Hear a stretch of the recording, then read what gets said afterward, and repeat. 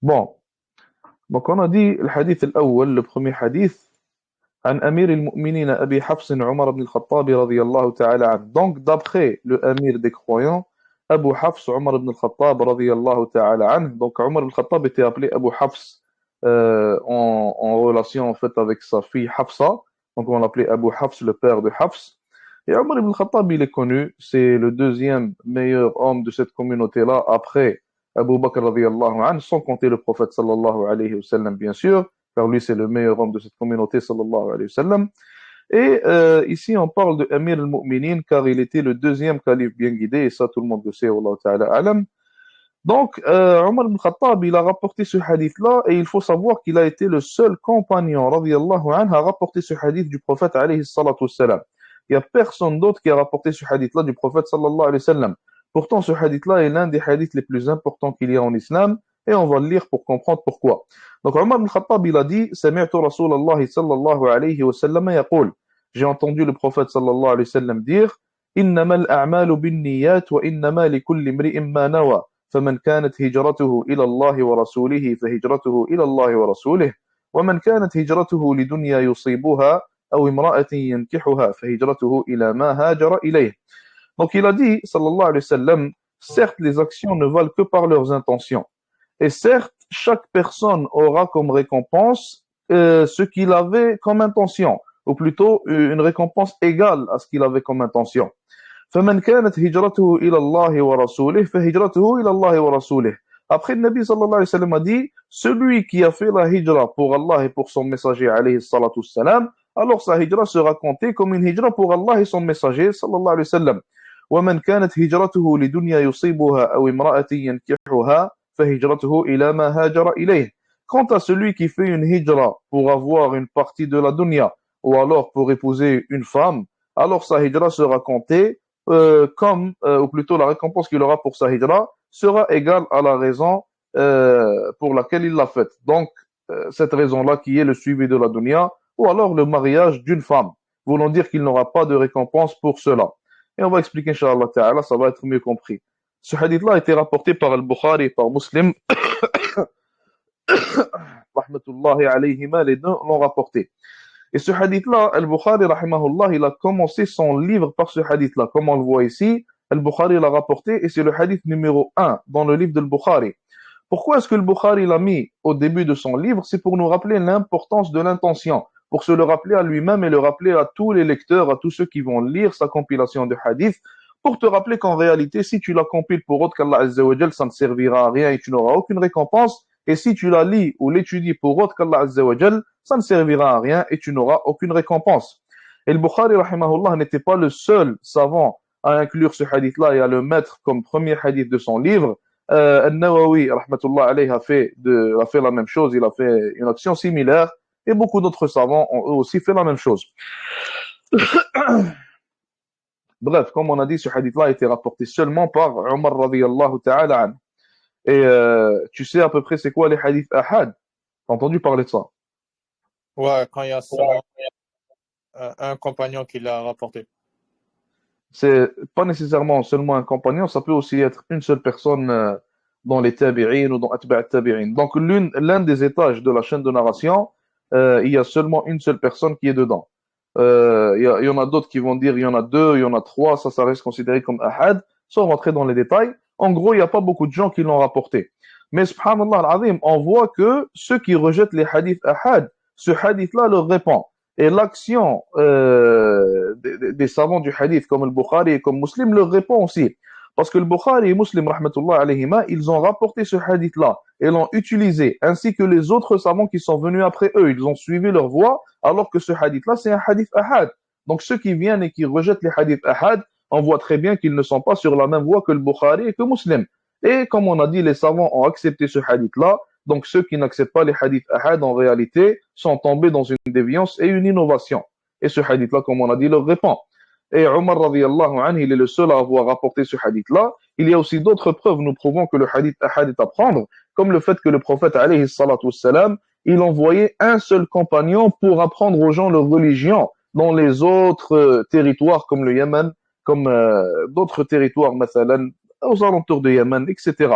Comme il a envoyé Mu'adh radiyallahu anhu.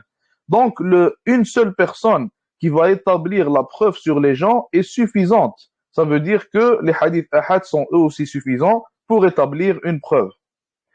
Donc, Gharib al-Hadith, comme on a dit, on va le passer, Inch'Allah Ta'ala, ça sert à rien de le prendre vu qu'on est en train de faire le cours en français. Donc, al-Ma'na al-Ijmali, qu'est-ce qui est à prendre, en fait, la définition générale du hadith. Le cheikh dit ici, rahimahullah, هذا حديث عظيم وقاعدة جليلة من قواعد الإسلام هي القياس الصحيح لوزن الأعمال من حيث القبول وعدمه ومن حيث كثرة الثواب وقلته. Donc il a dit ici, ce hadith-là est un hadith azim, c'est l'un des plus grands hadiths qu'il y a en islam.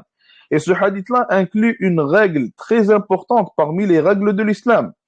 Et cette règle-là est celle qui établit la validité ou non, excuse-moi, et celle qui établit la validité ou l'invalidité d'une action, et elle est aussi celle qui établit la quantité de récompense qu'une personne va avoir pour l'action qu'elle fait.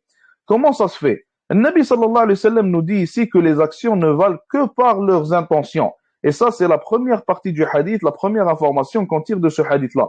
Voulant dire que celui qui a une bonne intention, alors Inch'Allah Ta'ala, son action sera valide auprès d'Allah Subhanahu wa Ta'ala et il sera récompensé pour celle-ci. Mais celui qui en a une mauvaise, celui qui a une mauvaise intention pour son action, celui qui désire autre que le visage d'Allah Azza wa Jal, celui qui fait cette action-là pour les gens et non pas pour Allah Subhanahu wa Ta'ala, alors dans son cas, son action sera invalide et ne sera pas acceptée, elle sera rejetée sur lui. Et il n'aura aucune récompense pour celle-ci, il aura peut-être même des péchés dans certains cas. Ça, c'est pour la première partie, c'est pour le fait que cette règle-là, elle affecte la validité ou l'invalidité de l'action. Mais elle affecte aussi la quantité de récompense que tu vas avoir. Et ça, c'est la deuxième partie du hadith qui nous l'explique. Car le Nabi sallallahu alayhi wa sallam, il a dit quoi? Il a dit wa innama likulli imri'in ma nawa. Chaque personne aura une récompense égale à l'intention qu'elle avait. Voulant dire qu'une personne qui va faire une prière avec beaucoup de bonnes intentions derrière cette action-là, il va la faire en ayant beaucoup de bonnes intentions, pas qu'une seule, alors lui, il aura plus de récompense que celui qui a seulement une seule bonne intention derrière sa prière. Qu'est-ce qu'on veut dire par là? Il est possible qu'une personne, mathalan, il se lève chez lui pour aller prier, il se lève chez lui pour prier une prière surérogatoire, et il a comme intention, premièrement, de se rapprocher d'Allah Azza wa Jal, deuxièmement, de pouvoir faire des du'as pendant sa prière, troisièmement, de faire en sorte que sa famille le voit prier, comme ça les pousse à prier eux aussi. Donc il a différentes bonnes intentions derrière son action, ce qui fait en sorte que sa récompense sera plus grande que celui qui n'a qu'une seule bonne intention. Donc lui et celui qui se lève seulement pour prier, pour se rapprocher d'Allah Azza wa Jal, les deux seront grandement récompensés. Sauf que le premier exemple qu'on a donné sera beaucoup plus récompensé que le deuxième. Et c'est pour ça d'ailleurs que l'on dit que la niya, l'intention, c'est la tijara des ulama. La niya, l'intention, c'est le commerce des savants. Pourquoi est-ce que c'est le commerce des savants? Tout simplement car ils savent utiliser leurs intentions et ils savent multiplier les intentions pour une seule action. Et dû à cela, ils multiplient les récompenses. Donc c'est comme un commerce pour les savants car ils savent l'utiliser comme on vient de le dire. T'as compris ça, Akhi? Ouais, c'est Mashallah. On continue, Inch'Allah. Bref, donc on était là. Donc tu as compris que cette règle-là, elle affecte la validité ou l'invalidité de l'action. Elle affecte aussi la quantité de récompense. Et le cheikh continue en disant فإن النبي عليه الصلاة والسلام يخبر أن مدار الأعمال على النيات فإن كانت النية صالحة والعمل خالصا لوجه الله تعالى فالعمل مقبول وإن كانت غير ذلك فالعمل مردود فإن الله تعالى أغنى الشركاء عن الشرك. Bref, le cheikh il nous dit ici ce qu'on vient de dire. Il nous dit, le prophète sallallahu alayhi wa sallam, il nous dit dans ce hadith-là qu'en réalité, la validité ou non de tes actions, l'acceptance ou non de tes actions, elle tourne autour de l'intention. Si ton intention, elle est bonne, alors ton action sera acceptée, Inch'Allah Ta'ala. Et si ton intention, elle est mauvaise, alors ton action sera rejetée et ne sera pas acceptée par Allah Azza wa Jal. Et dans le hadith rapporté par Muslim, le prophète sallallahu alayhi wa sallam, il a dit فَإِنَّ اللَّهَ تَعَالَى أَغْنَى الشُّرَكَاءِ عَنِ الشِّرْكِ. Allah Azza wa Jal, si quelqu'un lui associe quelque chose, il faut savoir qu'Allah subhanahu wa ta'ala, il est plus riche que ce qu'on lui associe. Allah Azza wa Jal n'a pas besoin de ce qu'on lui associe. Allah subhanahu wa ta'ala, si tu fais une action pour lui seulement, elle sera acceptée. Mais si tu associes quelque chose, elle sera rejetée tout simplement. D'ailleurs, le prophète alayhi salatu salam a rapporté dans un hadith Qudsi, donc ce hadith-là c'est une parole d'Allah subhanahu wa ta'ala, qu'Allah azza wa jal, il a dit dans ce hadith-là, من أشرك بي تركته وشركه أو كما قال عز وجل. Allah subhanahu wa ta'ala, il a dit à peu près dans le sens, celui qui associe quelque chose avec moi, alors je vais le délaisser ainsi que son association. Voulant dire que son action, elle servira à rien. Donc on peut pas faire une action qui est un peu pour Allah et un peu pour autre qu'Allah, elle sera rejetée. Même si tu fais une action qui est 99% pour Allah azza wa jal et 1% pour autre qu'Allah subhanahu wa ta'ala, elle sera rejetée. L'action doit être à 100% pour Allah subhanahu wa ta'ala pour être acceptée. Le cheikh continue en disant ثم ضرب صلى الله عليه وسلم مثلا يوضح هذه القاعدة الجليلة بالهجرة فمن هاجر من بلاد الشرك ابتغاء ثواب الله وطلبا للقرب من النبي عليه الصلاة والسلام وتعلم الشريعة فهجرته في سبيل الله والله يثيبه عليها ومن كانت هجرته لغرض من أغراض الدنيا فليس له عليها ثواب وإن كانت إلى معصية فعليه العقاب. Bref, ici, le cheikh nous dit que le prophète alayhi salatu wassalam, après avoir établi cette règle-là, après nous avoir expliqué cette règle, qu'est-ce qu'il a fait? Le Nabi alayhi salatu wassalam, il nous a donné un exemple. Et les savants disent bil mithali yattadihul maqal. Qu'est-ce que ça veut dire? Ça veut dire qu'avec l'exemple, la parole sera plus claire, elle sera clarifiée. Et il faut savoir que parmi les bonnes qualités que doit avoir un enseignant, que doit avoir quelqu'un qui éduque les gens, il doit avoir, en fait, il doit savoir comment clarifier les informations qu'il leur explique. Et quoi de mieux qu'un exemple pour clarifier les informations, surtout celles qui sont difficiles à comprendre pour la plupart des gens.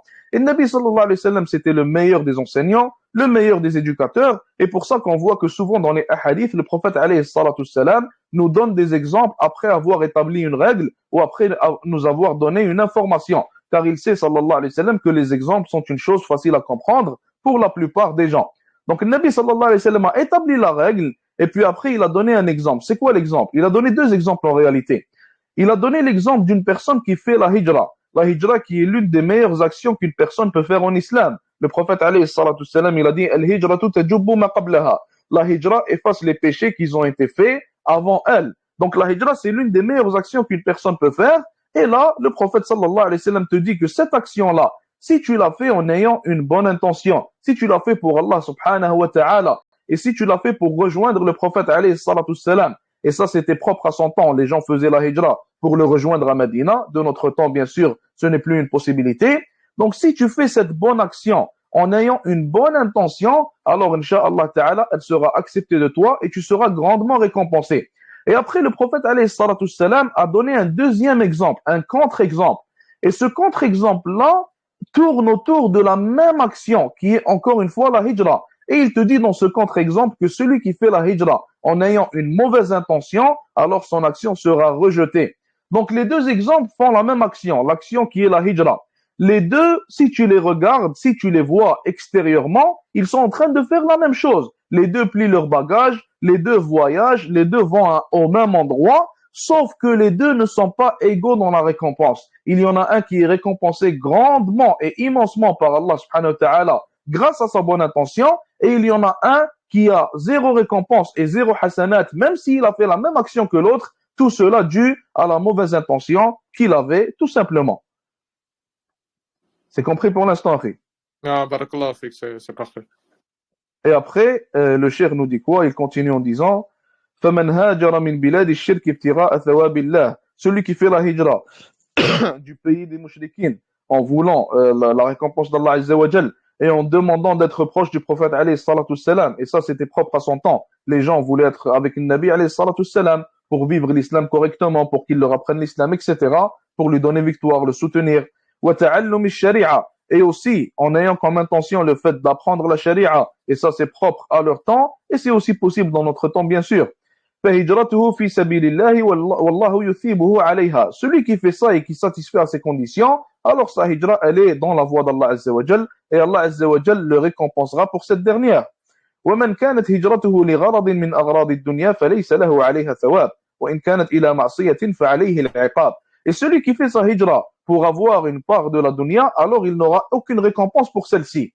Et il y a aussi une troisième catégorie de gens, ce sont ceux qui font une hijra pour aller faire des péchés. Alors ceux-là, ils méritent le châtiment d'Allah subhanahu wa ta'ala. Donc les gens qui font la hijra, on peut dire qu'ils sont de trois types différents. Des gens qui la font pour Allah azza wa jal et qui sont récompensés pour celle-ci, des gens qui la font pour la dunya, qui n'ont ni récompense ni péché, et des gens qui la font pour des péchés, et eux, bien sûr, ils seront pécheurs.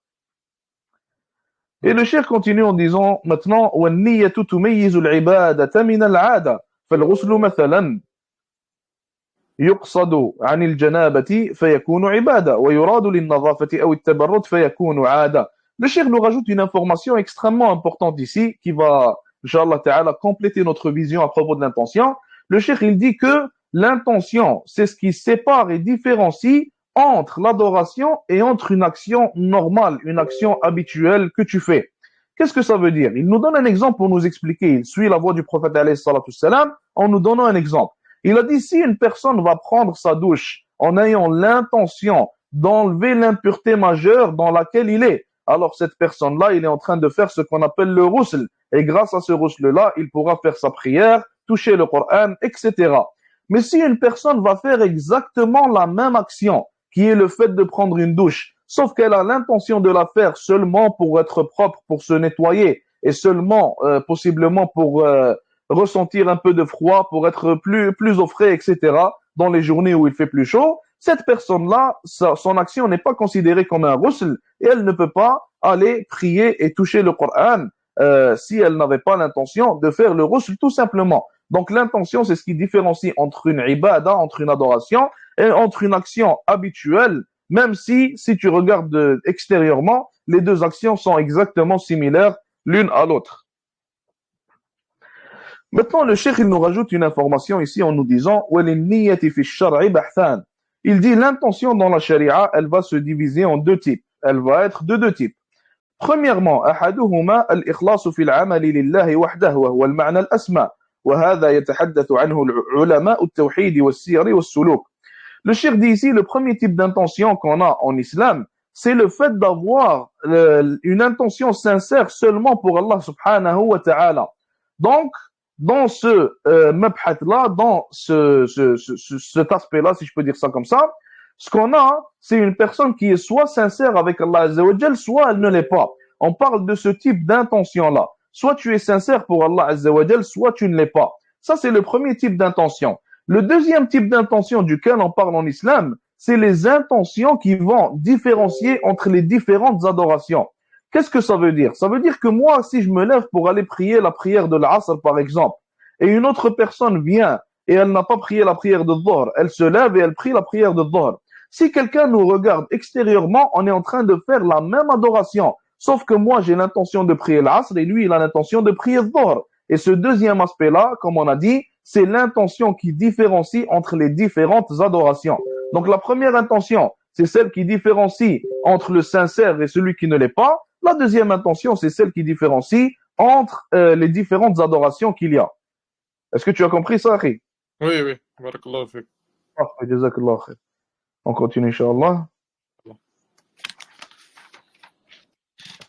Le cheikh continue en disant وهذا من الأحاديث الجوامع التي يجب الاعتناء بها وتفهمها فالكتابة القليلة لا تؤتيه حقه وقد افتتح به الإمام البخاري رحمه الله تعالى صحيحه لدخوله في كل مسألة من مسائل العلم وكل باب من أبوابه. Donc le cheikh il clôture en disant que ce hadith-là est extrêmement important et c'est l'un des hadiths qui contient le plus d'informations, c'est un hadith très complet et ce hadith-là ce n'est pas pour rien que l'imam al-Bukhari rahimahullah il a commencé son livre avec ce hadith-là, c'est le premier qu'il a cité dans sa compilation de hadith, excuse-moi, et il a dit, c'est dû au fait que ce hadith-là, on peut l'inclure dans tous les chapitres, et ce hadith-là est utile à tous les chapitres, comme on l'a dit, à tous les sujets de l'islam, à tous les sujets islamiques. Maintenant, ma yu'khadhu min al-hadith, qu'est-ce qu'on peut tirer de ce hadith-là? Comment est-ce qu'on peut bénéficier de ce hadith-là? Le premier bénéfice à tirer, le cheikh il dit, أن مدار الأعمال على النيات صحة وفسادا وكمالا ونقصا وطاعة ومعصية. Le cheikh dit que, premièrement, la première des choses qu'on peut tirer de ce hadith-là, c'est que la validité des actions tourne autour des intentions. Donc leur validité et leur invalidité tournent autour des intentions, leur complétion et leur manque tournent autour des intentions, et aussi le fait que ton action est considérée comme une obéissance ou une désobéissance, tout cela tourne autour de l'intention. Et c'est l'intention qui fait en sorte que ton action est soit bonne ou mauvaise. Elle est soit considérée comme bonne ou mauvaise, et tu seras soit récompensé, soit châtié, ou possiblement châtié pour cette action-là. فمن قصد بعلمه الرياء أثم ومن قصد بالجهاد مثلا إعلاء كلمة الله تعالى فقد كمل ثوابه. Donc le chef maintenant il donne des exemples. Il dit celui qui étudie par exemple la science religieuse en voulant faire entendre parler de lui, en voulant que les gens le voient par ostentation, alors lui il sera pécheur. Et celui qui fait le djihad pour Allah subhanahu wa ta'ala et pour élever la parole d'Allah azza wa jal, alors lui il aura la récompense complète du mujahid. Et celui qui fait le djihad pour élever la parole d'Allah azza wa jal et en même temps pour avoir le butin de guerre, alors lui il sera récompensé, mais sa récompense ne sera pas complète, contrairement au premier, car le premier il l'a fait seulement pour élever la parole d'Allah azza wa jal. Et puis ومن قصد الغنيمة وحدها لم يأثم ولكنه لا يعطى أجر المجاهد. Et dernièrement, celui qui fait le djihad seulement pour le butin, alors lui il n'aura pas de péché, mais il n'aura pas aussi de récompense, car lui il n'avait pas l'intention d'élever la parole d'Allah subhanahu wa ta'ala.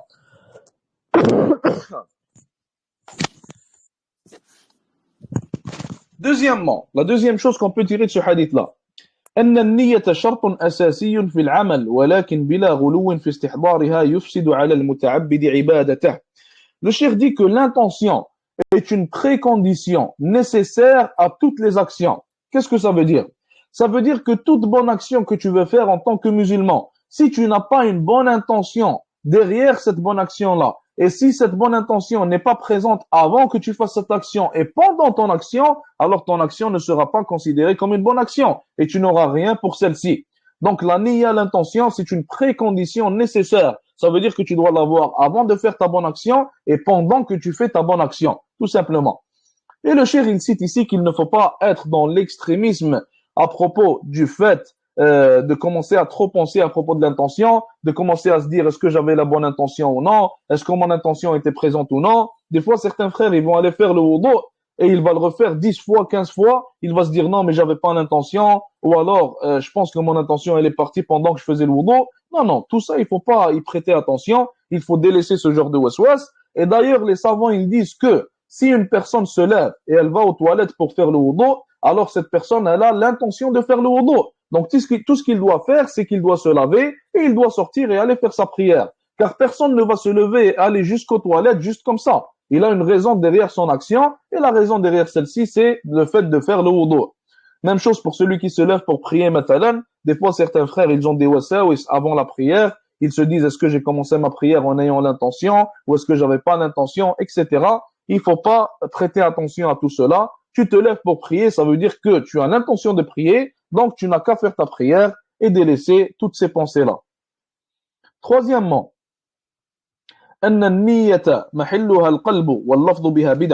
troisième chose qu'on tire d'ici, c'est que la niya, sa place se trouve dans le cœur. La niya, on la dit pas avec notre langue. La niya, elle n'a pas d'autre place autre que le cœur. Donc la niya doit être présente dans ton cœur et c'est tout. Quand tu te lèves pour prier Dhuhr, tu dis pas la prière de Dhuhr, par exemple. Tu dis pas je vais prier la Dhuhr 4 rak'at. Tu dis pas je vais prier le Maghrib 3 rak'at. Non. Tout ça, c'est dans ton cœur que tu dois l'avoir. Et c'est pas dans ton cerveau non plus. Tu dois pas le dire dans ta tête. C'est seulement présent dans ton cœur. Et comme on a dit, celui qui se lève pour faire la prière, ça veut dire que l'intention, elle est déjà présente. Il n'a pas à commencer à avoir de waswas à propos de cela. Quatrième point. وجوب الحذر من الرياء والسمعة والعمل لأجل الدنيا ما دام أن شيئا من ذلك يفسد العبادة. Il a dit le cheikh ici rahimahullah, il faut faire attention à ne pas tomber dans l'ostentation ou alors dans la sum'a. La sum'a, c'est le fait de faire des actions pour que l'on entende parler de toi. Ou alors dans le fait de faire des actions seulement pour bénéficier de la dunya et avoir une part de la dunya. Et là, on parle des adorations. Il dit ici le cheikh, car tout cela invalide ton action et fait en sorte que l'adoration que tu fais, elle ne sert à rien. Et il faut savoir que certains savants, subhanallah, ils ont dit, celui qui se lève faire une adoration avec une mauvaise intention, alors dites-lui de s'asseoir, car il ne fait que se fatiguer. Car cette action-là ne lui servira à rien, et elle sera possiblement, comme on a déjà dit, contre lui le jour du jugement, au lieu d'être pour lui. Cinquième point, وجوب الاعتناء بأعمال القلوب ومراقبتها.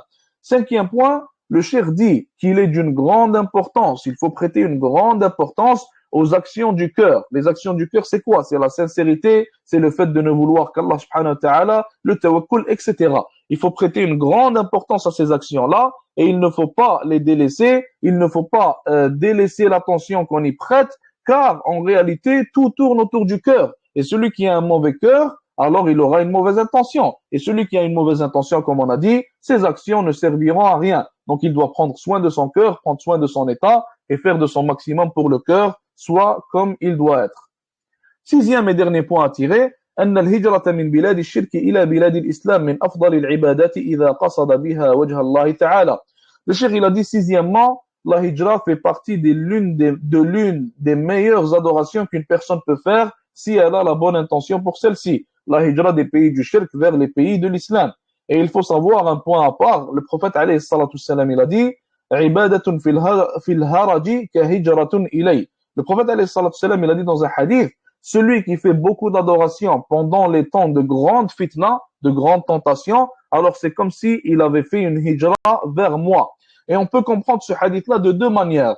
La première manière, on peut comprendre que le prophète alayhi salatu salam est en train de dire, celui qui fait beaucoup d'adoration pendant les temps de tentation, alors il aura la même récompense que celui qui fait une hijra vers moi. Et on peut le comprendre aussi d'une deuxième manière en disant que celui qui fait beaucoup d'adoration en temps de tentation, alors il sera en sécurité, tout comme ceux qui ont fait la hijra vers moi pendant mon vivant. C'est comme si le Nabi sallallahu alayhi wa sallam te disait que ceux qui l'ont rejoint pendant qu'il était vivant, alayhi salatu salam, et ont fait la hijra vers lui, Inch'Allah ta'ala, ils étaient en sécurité à propos de leur islam, car lui, il était là pour les guider à propos de leur religion. Et il en est de même pour celui qui fait beaucoup d'adoration dans les temps de fitan, Allah Azza wa Jal va le préserver, tout comme Allah subhanahu wa ta'ala a utilisé le prophète sallallahu alayhi wa sallam pour préserver ceux qui ont fait la hijra au temps du prophète sallallahu alayhi wa sallam. Et maintenant, dernière chose qu'on tire de ce hadith-là, le cheikh il dit ici, فائدة ذكر ابن رجب رحمة الله عليه أن العمل لغير الله على أقسام. Le cheikh dit que Ibn Rajab al-Hanbali rahimahullah, il a cité que le fait de faire des actions pour autre qu'Allah Azza wa Jal va être de différents types. Premièrement, تارة يكون رياء محضا لا يقصد به سوى مراءة المخلوقين لتحصيل غرض دنيوي وهذا لا يكاد يصدر عن مؤمن ولا شك في أنه يحبط العمل وأن صاحبه يستحق المقت من الله والعقوبة.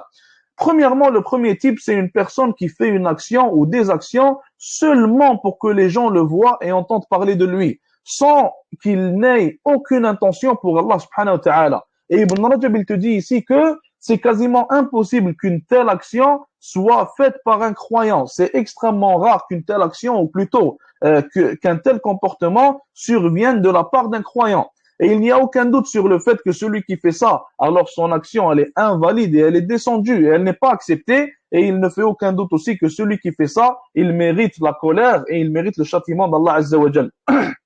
Deuxième type, il dit ici, تارة يكون العمل لله ويشاركه الرياء. Et des fois, quelqu'un va faire une action pour Allah Azza wa Jal et il y aura aussi de l'ostentation qui va rentrer en même temps dans cette action-là, ou pendant qu'il est en train de faire cette action-là. Et dans ce cas-là, Ibn Rajab rahimahullah, il nous dit فإن شاركه من أصله فإن النصوص الصحيحة تدل على بطلانه.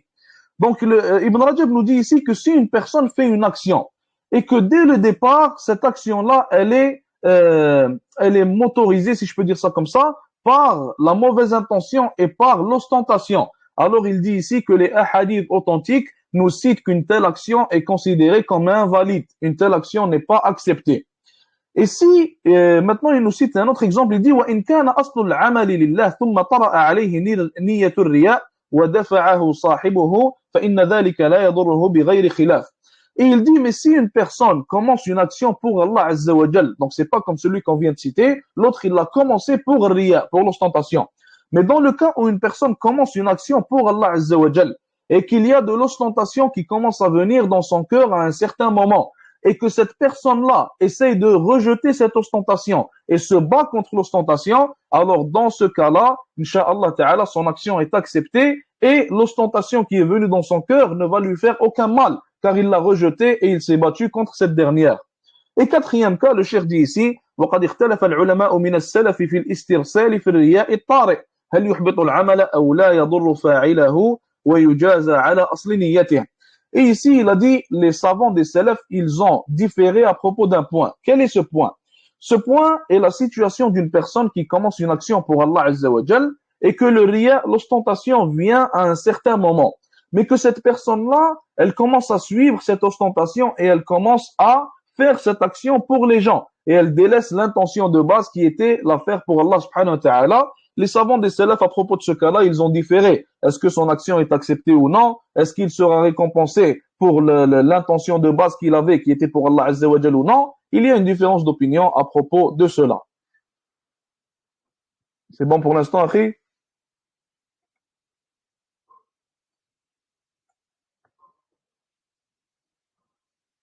Tout le monde a compris? Ouais.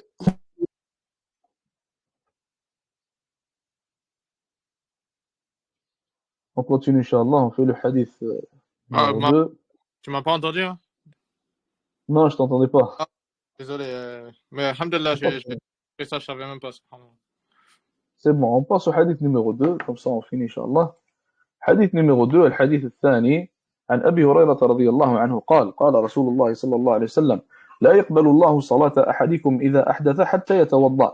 Donc Abu Huraira radiyallahu anhu nous rapporte que le prophète alayhi salatu wassalam a dit Allah Azza wa Jal n'accepte pas la prière de l'un de vous qui a annulé son wudu, donc qui a perdu son wudu, hatta yatawadda, jusqu'à ce qu'il refasse son wudu. Rapporté par le Bukhari rahmatullahi alayhi. Donc, غريب الحديث, on le passe. المعنى الإجمالي, quel est le sens général du hadith? الشارع الحكيم أرشد من أراد الصلاة ألا يدخل فيها إلا على حال حسنة وهيئة جميلة لأنها الصلة الوثيقة بين الرب وعبده وهي الطريق إلى مناجاته. Donc ici, le cheikh nous dit, rahimahullah, que le législateur le plus sage, Allah subhanahu wa ta'ala, il a guidé la personne qui veut la prière en lui disant ou en obligeant sur lui qu'il ne rentre dans cette prière-là que dans un bon état et que dans un état propre. Tout simplement car la prière, c'est la relation, c'est le lien fort qu'il y a entre le serviteur et son Seigneur subhanahu wa ta'ala, et c'est la manière aussi d'avoir une conversation privée avec Allah Azza wa Jal. Donc tu ne peux pas te permettre de venir en étant malpropre ou en étant en état d'impureté. وَلِذَا أَمَرَهُ بِالْوُضُوءِ وَالطَّهَارَةِ فِيهَا. Et c'est pour ça qu'Allah Azza wa Jal lui a ordonné de faire le wudu et d'être en état de pureté quand il fait la prière. وأخبره أنها مردودة غير مقبولة بغير ذلك. Et Allah Azza wa Jal lui a dit que la prière elle est rejetée et n'est pas acceptée s'il n'est pas en état de pureté et en état de wudu.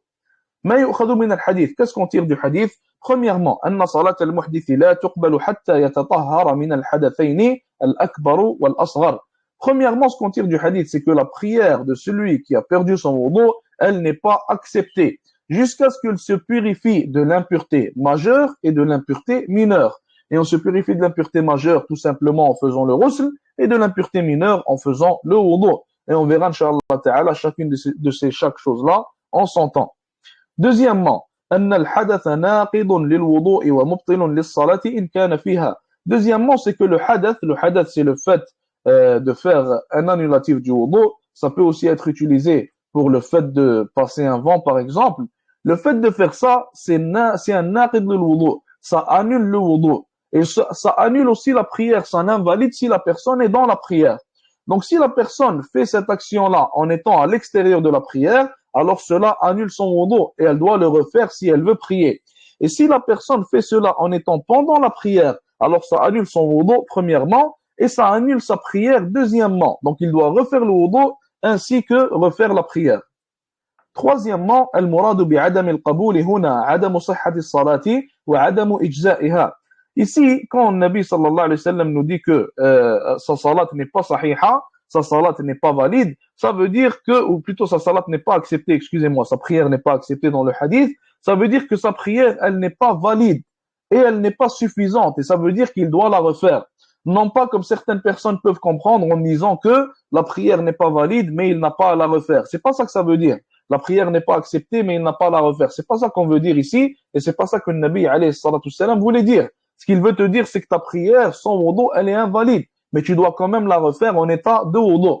Et le fait de délaisser une prière, bien sûr, c'est un péché majeur, et le fait de délaisser la prière complètement, ça sort une personne de l'islam. Quatrième point, quatrième bénéfice à tirer, الحديث يدل على أن الطهارة شرط لصحة الصلاة. Le hadith nous prouve que la tahara, la pureté, le fait de faire le wudu, c'est une précondition de la prière. Qu'est-ce qu'on veut dire par précondition de la prière? C'est obligé d'être. T'es obligé de le faire avant la prière. Ok, donc si je fais le wudu avant la prière, et Je après suis je... plus précis, attends. Attends, écoute.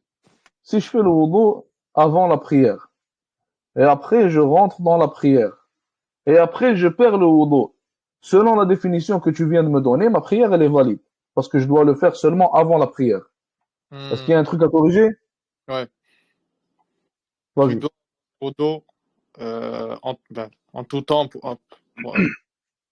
Je sais pas comment te l'expliquer, mais si J'ai t'as. compris ce que tu veux dire. Ouais, Tu veux si me t'as. dire que, Ouais, tu veux dire que, en gros, tu dois avoir le wudu avant la prière et pendant la prière, c'est ça?